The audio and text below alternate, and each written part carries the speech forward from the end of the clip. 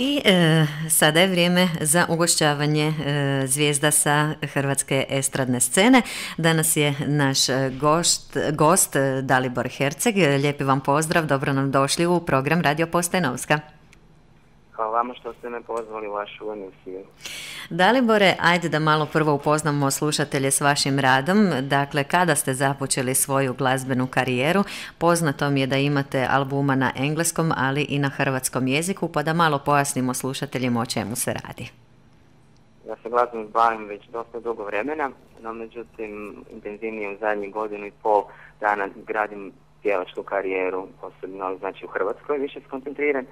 A prije toga sam surađivao sa brojnim producentima, DJ-ima iz Europe, ali zapravo i čitavog svijeta. Tako da sam se našao svojim glasom na njihovim trakama, produkcijama koje su oni objavljivali vani. A krajem prošle godine američka diskografska kuća Talitska Records je objedinila sve te radove na 2 CD-a, Forbidden Feelings i Mixed Emotions.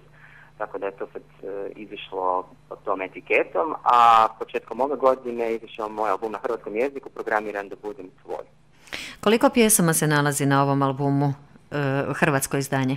Da, nalazi se 12 pjesama, to su pjesme koje su, eto, ljudi koji me možda već i prate jedno vrijeme upoznali.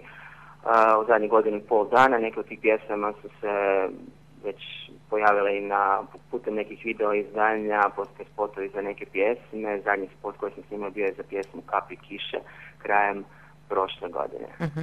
Aktualni singl sada je pjesma Otkrivam još jednu laž, je li tako? Tako je, to je aktualni singl. Tek za ovu pjesmu napisao je Giovanni Jakovac. Ja sam radio glazbu i kompletnu produkciju. Ovo je malo ovako ozbiljnija pjesma od ovih dosadašnjih koje sam ja radio, Mrvicu. Drugačija, no međutim eto jako dobar je feedback od strane i glazbenih urednika, a i publike koja je došla u doticaj s njom. Je li za ovu pjesmu snimljen videospot? Za ovu pjesmu se sprema snimanje videospota, upravo ovih dana razgovaramo točno o cijelom konceptu i kad ćemo krenuti u produkciju. Za sad sam na radijskoj turneji predstavljanja tog singla najprije na radiju, a onda ćemo krenuti u ovo sve ostalo. Dalibore, možda je malo neobično, većina ljudi koji bi se željela baviti glazbom muku muče da bi došli do nekakvih autora, tekstopisaca, onih koji će uglazbiti pjesmu, naravno i do diskografske kuće koja će to sve popratiti u našoj zemlji, no međutim vi ste se prvo probili vani, a onda došli k nama nazad. Kako to? Ja sam sam autor, znači meni nije potrebno netko da bi mi realizirao neku moju ideju, zapravo ja sam nekako borim sa tim da napravim onako kako sam ja to zamislio. U tome svemu mi u veliko pomaže i činjenica da sam završio muzičku akademiju, pa onda kao neki akademski glazbenik mi je puno lakše napraviti aranžman i samu produkciju dovesti do kraja. Tako da, eto, tako ja to radim.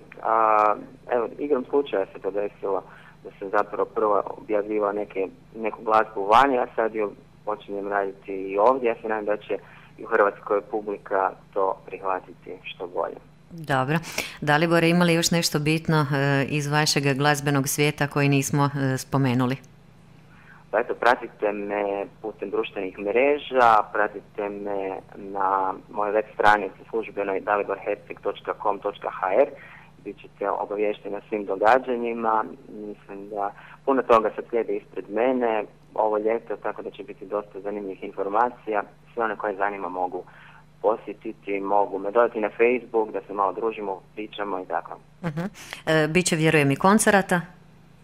Biće raznih nastupa, upravo spremamo jedan festivalski nastup, a kasnije preko ljeta bit će dosta i nastupa. Velim, o svemu točnim datumima i događajima ćete moći pročitati na mojoj stranici. Dobro.